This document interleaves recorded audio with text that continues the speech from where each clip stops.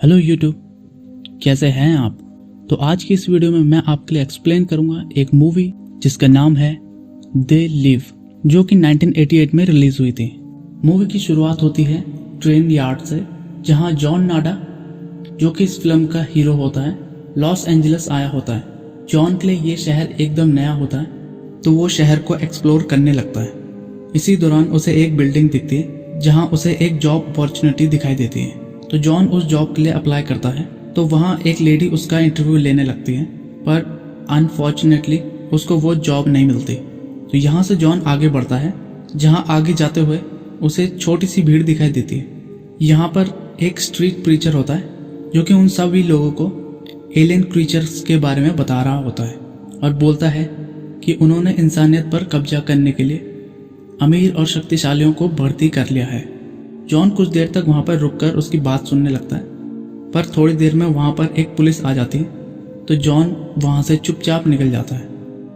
अब रात होती है और जॉन एक गली में अपनी रात गुजारता है और सामने की बिल्डिंग में चल रहे टीवी को देखते देखते जॉन सो जाता है। अगली सुबह जॉन कंस्ट्रक्शन साइट पर पहुँचता है, जहाँ वो सुपरवाइजर से जॉब के लिए पूछता है। तो वहाँ जॉन को जॉब मिल जाती है। कुछ देर काम करने के बाद जॉन अब बाहर आराम से बैठा होता है। तो वही सुपरवाइजर आकर जॉन को कंस्ट्रक्शन साइट पर रात बिताने से मना कर देता है। अब कंस्ट्रक्शन साइट पर एक वर्कर, जिसका नाम फ्रैंक होता है, वो जॉन को अपने साथ एक बस्ती में चलने को कहता है। तो जॉन उसके साथ साथ उस बस्ती की ओर चले जाता है। अब फ्रैंक जॉन को अपने साथ उस बस्ती में ले आता है, जहाँ कई गरीब लोग एक साथ रह रहे होते हैं। यहाँ फ्रैंक जॉन को गिलबर्ट से मिलवाता है और कहता है कि अगर किसी भी चीज़ की ज़रूरत हो तो तुम बेझिझक गिलबर्ट से पूछ सकते हो।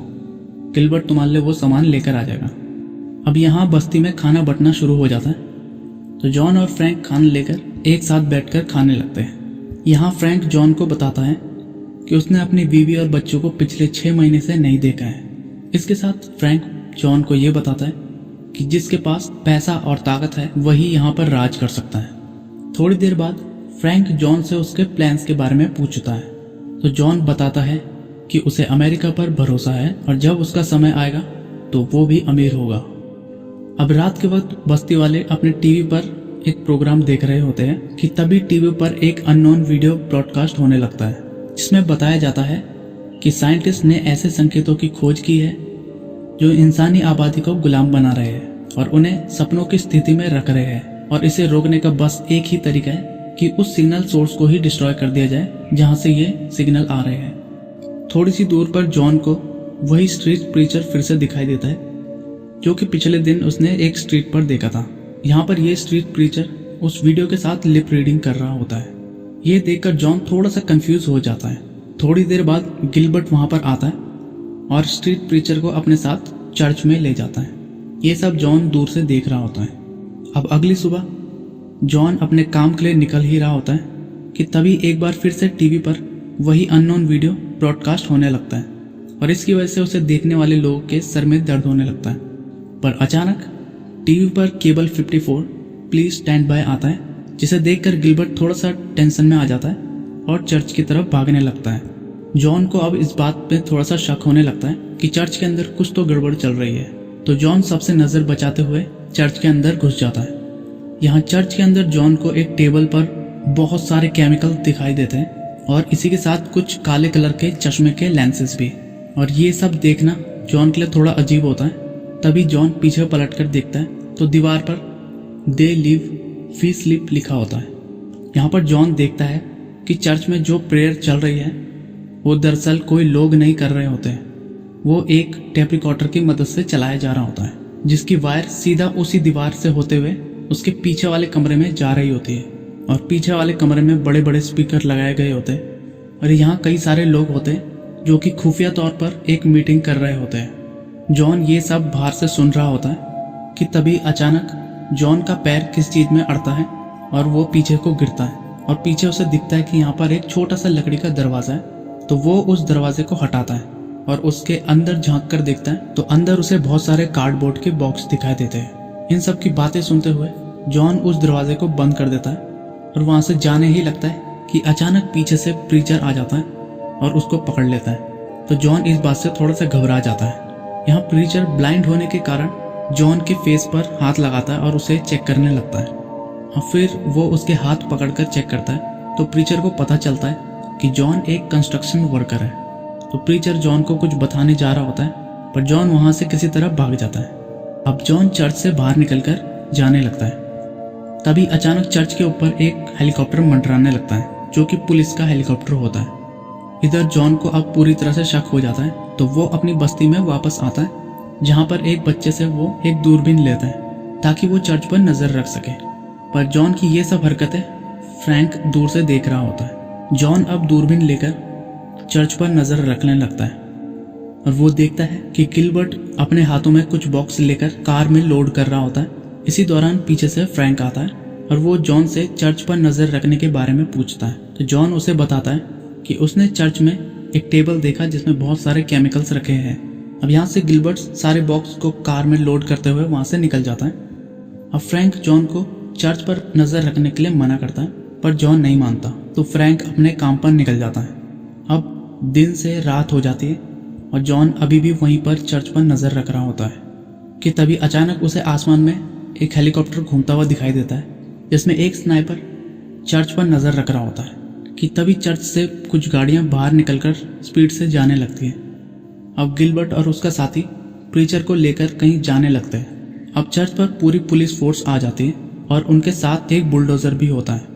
अब ये सब बस्ती के लोग देख रहे होते हैं और इस बात से सभी के सभी लोग घबरा जाते हैं। अब वो पुलिस फोर्स बुलडोजर को बस्ती के ऊपर चलाने लगते हैं और तोड़फोड़ मचाने लगते हैं जिसकी वजह से आसपास भगदड़ मच जाती है। तो पुलिस फोर्स उस बस्ती में लोगों को मारने लगते हैं और सभी अपनी जान बचाते हुए इधर उधर भागने लगते हैं। जॉन अब यहाँ से भागता है और किसी तरह से छुपते हुए पीछे के रास्ते निकलने लगता है। तो पीछे की तरफ उसे बहुत सारी पुलिस दिखती है जो कि उस प्रीचर और उसके साथी को वहीं बेरहमी से मार रहे होते हैं। तो जॉन वहां से आगे बढ़ने लगता है।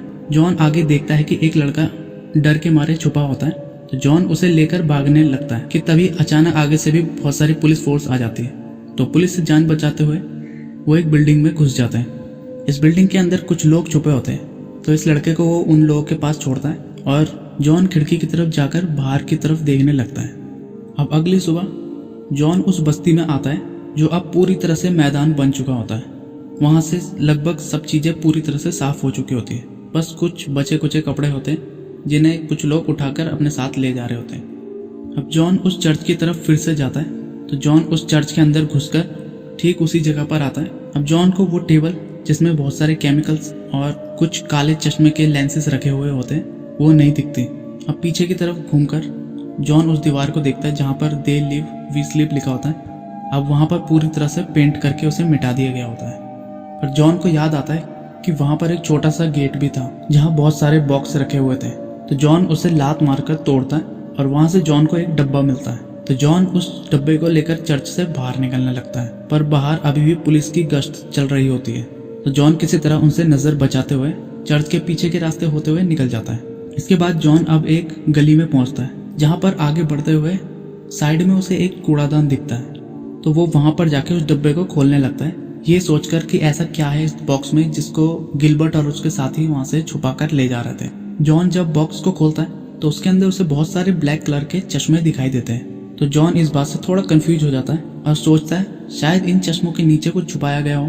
तो वहां भी उसे कुछ नहीं मिलता। अब जॉन पूरी तरह से कंफ्यूज हो जाता है कि आखिर इस चश्मे के लिए इतनी मारामारी क्यों। तो कुछ देर सोचने के बाद जॉन डिसाइड करता है कि इस बॉक्स को कूड़ेदान में फेंका जाए। तो उस बॉक्स को वो कूड़ेदान में डालता है और वहां से निकल जाता है। पर एक चश्मा रह जाता है तो उसे वो अपने पास ही रख लेता है। अब जॉन उस चश्मे को एज अ स्टाइल के लिए पहनने लगता है कि तभी उसे चश्मे के थ्रू सब चीज एकदम ब्लैक एंड व्हाइट सी दिखने लगती है। तो हैरानी में वो चश्मे को उतार के देखता है तो सब कुछ नॉर्मल दिखता है। अब एक बार फिर से जॉन चश्मे को पहनता है और दूसरी तरफ देखता है तो उसे सामने लगे बिल बोर्ड पर ओबे लिखा दिखता है। चश्मा उतार के देखता है तो वहां पर एक कंप्यूटर का पोस्टर लगा रहता है। एक बार फिर से वो उस चश्मे को पहनता है तो वहां पे वही ओबे लिखा हुआ होता है। एक बार फिर से चश्मे को टेस्ट करने के लिए दूसरी तरफ बने बिल्डिंग पर एक कैरिबियन सी का पोस्टर देखता है तो वहां पे मैरी एंड रिप्रोड्यूस लिखा हुआ होता है। तो जॉन इस बात से थोड़ा सा हैरान हो जाता है और चश्मा उतारता है तो उसे वही नॉर्मल पोस्टर दिखाई देता है। चश्मे के थ्रू वो पूरे शहर को देखता है तो वहां पे उसे obey, consume, watch TV, confirm, stay asleep और भी कई तरह की चीजें लिखी हुई दिखाई देती है।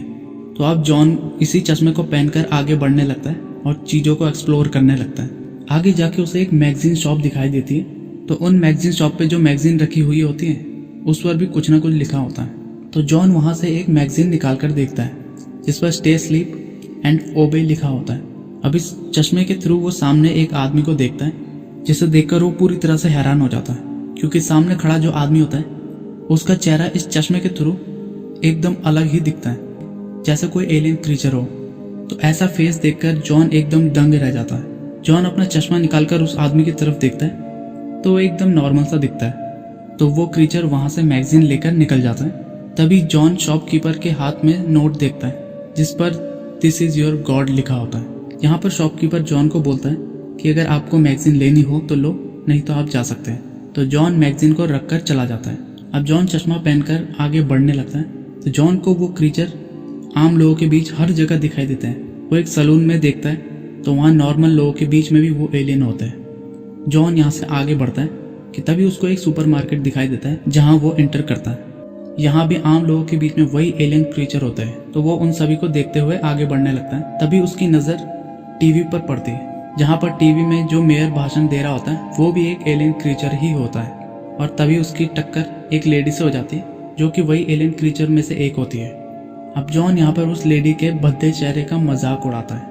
यहाँ पर जॉन बताता है कि ये लेडी बिना चश्मे के नॉर्मल दिखती है, लेकिन चश्मा लगा के एकदम भद्दी क्रीचर सी दिखती है, जिससे सुपरमार्केट का ओनर गुस्से में आ जाता है और उसे बाहर निकलने को कहता है। अब उस एलियन क्रीचर को यही पता चल जाता है कि जॉन उन्हें देख सकता है। तो वो अपनी घड़ी की मदद से उसका होलिया कंट्रोल रूम में बताने लगती है। तो जॉन उस सुपरमार्केट से बाहर निकल जाता है। यहाँ बाहर एक लड़की शीशे में अपने बाल संवार रही होती है। तो जॉन उसका मजाक उड़ाने लगता है क्योंकि वो उन एलियन क्रीचरों में से ही एक होती है। तभी अचानक से आकर पुलिस जॉन पर हमला करती है और उसे अरेस्ट कर रही होती है। अब ये दोनों पुलिस वाले भी वही एलियन क्रीचरों में से एक होते हैं। तो वो प्यार से जॉन को अपने साथ चलने को कहते हैं। तो इसके उलट जॉन उन दोनों को वहीं पर ढेर कर देता है और उनकी गन लेकर निकल जाता है। अब बाकी की पुलिस भी आ रही होती है। तो जॉन छुपने के लिए एक बैंक में एंटर करता है। यहाँ बैंक वाले थोड़े से घबरा जाते हैं क्योंकि जॉन के हाथ में बड़ी सी गन होती है। इस बैंक में काम कर रहे ज्यादातर लोग वही एलियन क्रीचर में से एक होते हैं जिन्हें जॉन अपने चश्मे की मदद से आराम से देख सकता है। अब जॉन एक एक करके उन सभी एलियन क्रीचर को मारने लगता है कि तभी उसे एक एलियन क्रीचर दिखता है जो कि अपने घड़ी की मदद से बात कर रहा होता है। पर जैसे ही जॉन उसकी तरफ गन तानता है वो एलियन क्रीचर अपने आप को कहीं और टेलीपोर्ट कर देता है। अब जॉन यहाँ से भाग जाता है। अगली सीन में एक लड़की जिसका नाम हॉली थॉमसन होता है, जॉन पीछे से आकर उसका मुंह बंद करके उसकी कार में घुसता है और उसे चलने को कहता है। और उस चश्मे की मदद से जॉन देखता है कि वो लड़की एकदम नॉर्मल होती है। यहाँ कार में जॉन उस लड़की को उसके घर चलने को कहता है। अब यहाँ जॉन हॉली के घर पहुंचने पर थोड़ा सा रिलैक्स महसूस करता है और वो हॉली को उस चश्मे को पहनने को कहता है ताकि वो भी उन अजीब चीज़ों को देख सके। पर हॉली उस चश्मे को पहनने के लिए मना कर देती है। जॉन यहाँ पर हॉली के बारे में पूछता है कि वो कहाँ काम करती है। तो इस पर हॉली उसे बताती है कि वो टीवी 54 में काम करती है। तो इस बात से जॉन टीवी की तरफ बढ़ते हुए टीवी को ऑन करने जा रहा होता है कि तभी हॉली जॉन को खिड़की से बाहर धक्का देती थी और पुलिस को जॉन के बारे में खबर कर देती है। यहाँ नीचे गिरने के बाद जॉन अभी भी जिंदा होता है और किसी तरह खुद को मैनेज करते हुए आगे बढ़ता है। अब जॉन यहाँ से छुपकर निकलने लगता है पर उसका चश्मा हॉली के घर पर ही रह जाता है। थोड़ी देर बाद यहाँ पर पुलिस आने लगती है। अब जॉन यहाँ से भी आगे निकलने की कोशिश करता है और भागते भागते रात को जॉन को एक अंडरग्राउंड रास्ता दिखता है जहाँ पर वो छुप जाता है और वहीं पर उसे नींद आ जाती है। अब अगली सुबह जॉन वहाँ से निकलकर सीधे कंस्ट्रक्शन साइट पर जाता है जहाँ पर फ्रैंक से उसकी बात होती है। पर फ्रैंक उससे किसी भी तरह से बात नहीं करना चाहता क्योंकि उसने कई लोगों को मारा हुआ होता है। तो फ्रैंक की नज़रों में वो एक कातिल होता है और फ्रैंक वहाँ से चला जाता है। अब हर टीवी न्यूज़ में जॉन की तस्वीरें दिखाई जाती है क्योंकि जॉन अब एक वांटेड क्रिमिनल होता है। जॉन अब यहाँ से आगे बढ़ते हुए ठीक उसी कूड़ेदान की तरफ जाता है जहाँ पर उसने पिछली बार वो बॉक्स रखा था और वो उस कूड़ेदान में उस बॉक्स को ढूंढने लगता है पर वहाँ उसे वो बॉक्स नहीं मिलता। तभी उसकी नज़र वो कूड़े के ट्रक की तरफ पड़ती है जो अभी अभी कूड़ा उठा के ले जा रही होती है। तो वो उस ट्रक की तरफ बढ़ता है और उस चश्मे के बॉक्स को ढूंढने के लिए उस ट्रक के अंदर घुसता है। अब कुछ देर ढूंढने के बाद उसे वो चश्मा फिर से मिल जाता है जिसे वो अपने पास रखता है। यहाँ पर फ्रैंक उसको उसकी एक दिन की कमाई देने के लिए आया होता है अब जॉन फ्रैंक को वो चश्मा पहनने को कहता है तो फ्रैंक उससे मना कर देता है, पर जॉन फिर भी किसी तरह कोशिश करता है कि फ्रैंक वो चश्मा पहने। इस बात के लिए इन दोनों के बीच में अच्छी खासी लड़ाई चलने लगती है। आखिर में जॉन फ्रैंक को चश्मा पहनाकर सच्चाई दिखाता है और उस चश्मे के थ्रू अब फ्रैंक भी उन क्रीचरों को देख सकता है कि तभी अचानक वहां पर एलियन का ड्रोन घूमने लगता है। तो जॉन और फ्रैंक वहां से निकल जाते हैं। यहाँ से दोनों आगे बढ़ते हुए एक होटल में जाकर छुप जाते हैं। यहाँ पर फ्रैंक जॉन से पूछता है कि उन्हें अब क्या करना चाहिए। तो जॉन उसे बताता है कि हमें उन और लोगों को ढूंढना होगा जिन्होंने ये चश्मा बनाया है। और अब अगली सुबह फ्रैंक खाने का सामान ला रहा होता है तो होटल में उसे गिलबर्ट मिल जाता है। यहाँ पर गिलबर्ट दोनों को एक एड्रेस देता है जहाँ खुफिया तौर पर एंटी एलियन मूवमेंट्स मीटिंग चल रही होती है। गिलबर्ट दोनों को बताता है अब वक्त आ गया है कि लोगों को नींद से जगाया जाए।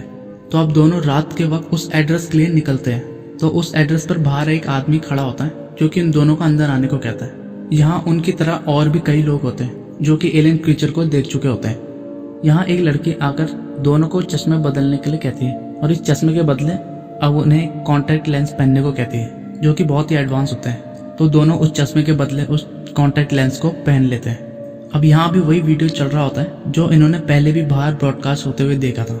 यहाँ उन्हें पता चलता है कि एलियन अर्थ का क्लाइमेट बदलकर अपने रहने लायक जगह बना रहे होते हैं। एलियन इंसानों को पैसों का लालच देकर खुद बड़े बड़े पद को हासिल कर लेते हैं। इसके बाद गिलबर्ट दोनों को हथियारों के टेबल पर ले जाता है जहाँ पर कई तरह के हथियार रखे होते हैं। वहां से दोनों अपने के लिए कुछ न कुछ हथियार उठा लेते हैं। वहीं पर खड़ा एक आदमी फ्रैंक को एक घड़ी देता है जो कि उस एलियन क्रीचर से उन्हें मिला था जिसकी मदद से एलियन खुद को टेलीपोर्ट कर पाते हैं। यहाँ जॉन को हॉली भी दिखाई देती है तो जॉन हॉली के पास जाता है और उससे बात करने लगता है। यहाँ हॉली जॉन से माफी मांगती है और दोनों के बीच बातचीत हो रही होती है कि तभी अचानक वहां पर एक जोरदार धमाका होता है और सारी की सारी पुलिस फोर्स अंदर आने लगती है और ज्यादातर लोगों को वहीं गोलियों से मार देती है।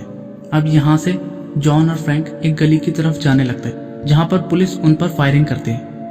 तो जॉन और फ्रैंक उन सभी एलियन क्रीचरों को मारते हुए गली के अंदर जाकर छुप जाते हैं। थोड़ी देर बाद वहां पर भी पुलिस आ जाती है और दोनों पर फायरिंग करने लगते हैं। पर फ्रैंक एक्सीडेंटली एलियन पोर्टल को एक्टिवेट कर देता है जिसके जरिए दोनों के दोनों अंडरग्राउंड एरिया में पहुंच जाते हैं। यहाँ किसी तरह दोनों छुपते हुए और गार्ड की नजरों से बचते हुए एक एरिया में पहुंचते हैं। तो यहाँ इंसानों और एलियंस के बीच एक पार्टी चल रही होती है तो दोनों उस पार्टी में एंटर करते हैं। अब यहाँ एक आदमी आता है जो उन्हें खुद के बारे में और यहाँ चल रही पार्टीज के बारे में बताता है। अब ये आदमी दोनों को इस जगह के बारे में बताने लगता है। यहाँ से थोड़ी सी दूर जाने पर वो आदमी दोनों को वो टेलीपोर्ट दिखाता है जहाँ से वो एलियन पृथ्वी पर अपना आना जाना करते हैं। तो ये देखकर जॉन एकदम हैरान रह जाता है क्योंकि इस तरह की कोई भी चीज आज से पहले जॉन ने पहले कभी नहीं देखी थी। दरअसल ये एक तरह का टेलीपोर्टेशन डिवाइस होता है जो किसी को भी ब्रह्मांड में किसी भी कोने में भेज सकता है। इसके बाद वो दोनों को बेसमेंट में बने केबल 54 के स्टूडियो को दिखाता है। यहाँ पर दोनों उस आदमी से रिक्वेस्ट करते हैं कि वो उन्हें उस केबल 54 के स्टूडियो के अंदर लेके जाए। तो वो आदमी गार्ड से पूछता है तो गार्ड्स उन्हें मना कर देते हैं। ऐसे में फ्रैंक और जॉन उन दोनों गार्ड्स को मार देते हैं। अब फ्रैंक स्टूडियो के दरवाजे के सामने एक ग्रेनेड फेंकता है जिसके धमाके से वो दरवाजा टूट जाता है और दोनों अब स्टूडियो में घुस जाते हैं और वहाँ के सभी एलियन वर्कर्स को एक एक करके गोलियों से भून देते हैं। इसके बाद दोनों आगे बढ़ते हुए बाहर का रास्ता ढूंढने लगते हैं। तभी दोनों वहाँ से आगे बढ़ते हुए ऑफिस में पहुँचते हैं जहाँ वो किसी को नुकसान पहुँचाए बगैर एक लड़की से छत पर जाने का रास्ता पूछते हैं। तो लड़की उन्हें छत पर जाने का रास्ता बताती है। अब दोनों गार्ड्स के लोगों को मारते हुए वहां से आगे बढ़ते हैं पर सामने से दो इंसान दौड़ते हुए आ रहे होते हैं तो वो दोनों को जाने देते हैं। यहाँ फ्रैंक और जॉन सभी गार्ड्स को तेजी से मारते हुए आगे निकल रहे होते हैं। तो तभी अचानक जॉन को हॉली दिखाई देती है तो वो उसे अपने साथ ले जाता है। यहाँ तीनों ऊपर की तरफ जा रहे होते हैं कि तभी अचानक ऊपर से कुछ गार्ड्स आ जाते हैं तो जॉन उन सभी गार्ड्स को वहीं सीढ़ी पर मार देता है। जॉन सीढ़ी से ऊपर जा रहा होता है पर हॉली फ्रैंक को सीढ़ियों पर ही गोली से मार देती है। यहाँ जॉन को छत पर वही ट्रांसमीटर दिखाई देता है जिससे केबल 54 के सिग्नल ब्रॉडकास्ट किए जा रहे होते हैं। तो जॉन उसे तोड़ने के लिए आगे बढ़ता है पर हॉली उसे रोक देती है। यहाँ पर पता चलता है कि हॉली भी उन एलियंस के साथ पहले से ही मिली होती है। तभी वहाँ अचानक साइड से पुलिस के 2 हेलीकॉप्टर पहुंच जाते हैं जो जॉन को वेपन डाउन करने के लिए कहते हैं। तो जॉन अपने वेपन को गिरा देता है पर बाजू में छुपाई हुई एक छोटी सी गन निकालकर हॉली को मार देता है और पलटकर ट्रांसमीटर को डिस्ट्रॉय कर देता है। पर पुलिस हेलीकॉप्टर से जॉन को गोली मार देती है। अब जॉन को गोली लगने की वजह से जॉन नीचे गिरने लगता है। यहाँ ट्रांसमीटर पर भी आग लग जाती है और जॉन एलियन को अपनी बीच की उंगली दिखाते हुए मर जाता है। अब ट्रांसमीटर जोरदार धमाके के साथ डिस्ट्रॉय हो जाता है। ट्रांसमीटर डिस्ट्रॉय होने की वजह से पूरी दुनिया में सभी इंसानों के बीच जो एलियन छुपे हुए थे उनका असली चेहरा दिखने लगता है और मूवी यहीं पर खत्म होती है। दोस्तों, आपको ये मूवी कैसी लगी ये कमेंट बॉक्स में कमेंट करके आप मुझे बता सकते हैं। और अगर आपको ये वीडियो पसंद आई हो तो एक लाइक तो बनता है बॉस।